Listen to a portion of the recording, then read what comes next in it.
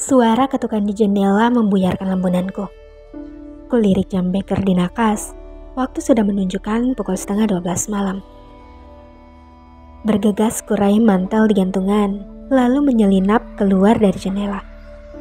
Seorang pemuda bermantel biru sudah menungguku di halaman belakang rumah.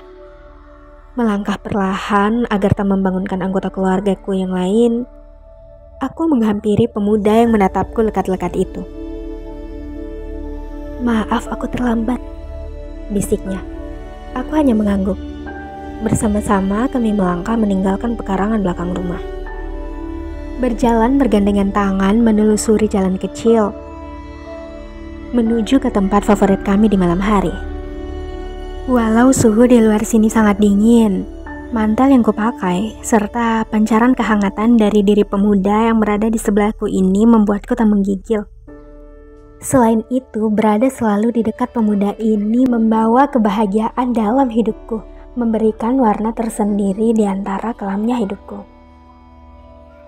Ia bagaikan lampu suar di tengah badai, yang menuntunku ke tempat yang lebih aman. Untuk itu, keberadaannya sangat penting bagiku. Tiba di tujuan, kami duduk begitu saja di rerumputan, menghadap sungai yang entah bermuara di mana. Sama seperti hidupku yang entahlah akan mengalir kemana. Mendengar gemercik air di bawah bulan dan bintang gemintang adalah favorit kami.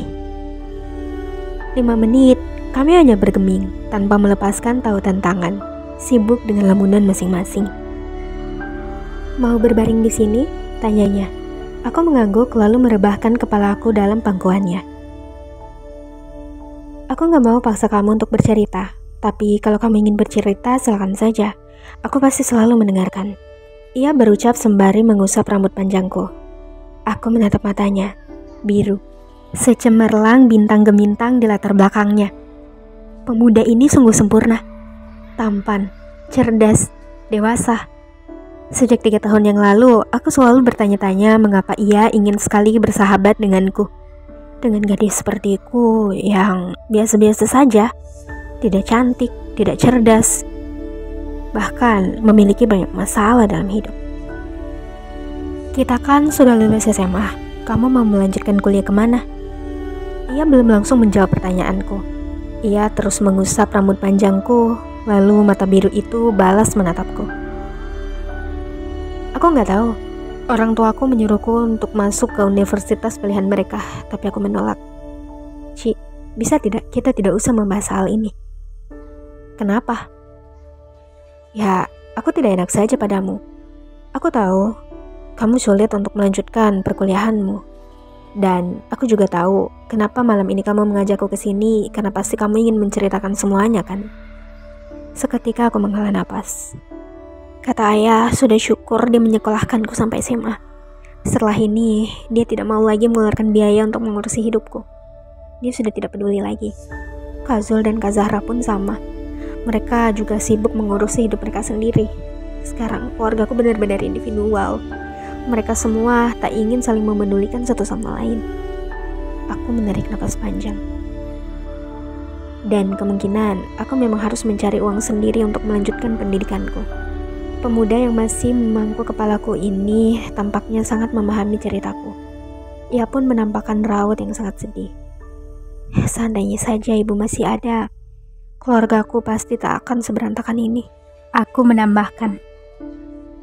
"Itu dia alasanku kenapa aku tidak mau melanjutkan kuliah." "Maksudmu?" Aku menatapnya lekat-lekat.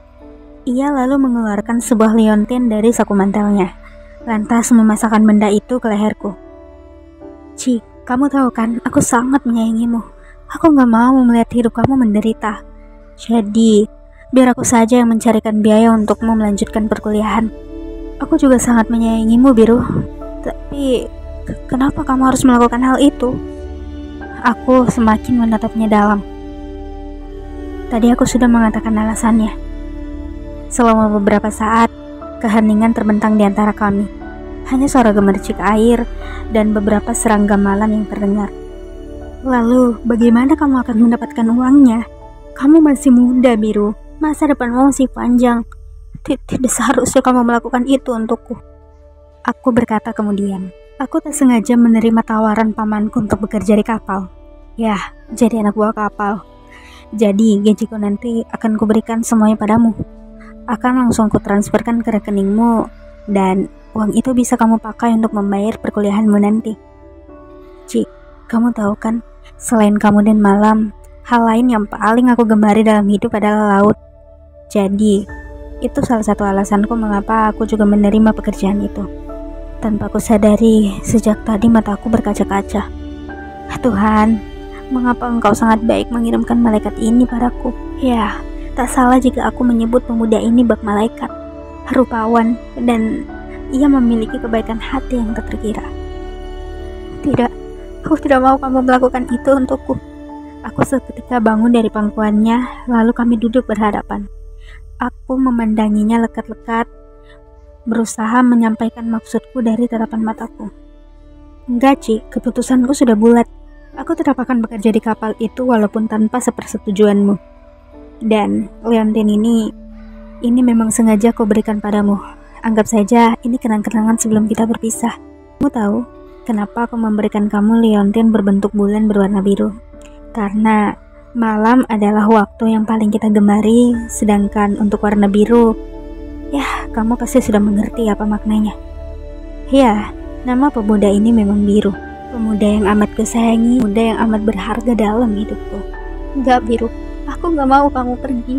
Aku bisa kok mencari uang untuk diriku sendiri. Tanpa kusadari, aku mulai terisak pelan. Sungguh, aku tak rela berpisah dengan Biru. Aku tak ingin ia pergi. Biru mengusap air mata di pipiku, berusaha menghapus kesedihan yang ia pun tahu kesedihan itu tak akan bisa dihilangkan. Aku mohon, Ci, jangan menangis. Ini yang terbaik untuk kita. Namun, ucapannya membuatku semakin terisak kencang. Aku berusaha memeluknya, namun ia berkelit menghindar. Selamat tinggal, Ci. Aku pasti akan sangat merindukanmu, bisiknya. Perlahan-lahan, ia melangkah menjauhiku yang masih terduduk di rerembutan. Semakin lama, Biru semakin jauh, dan ia pun lenyap dari pandanganku.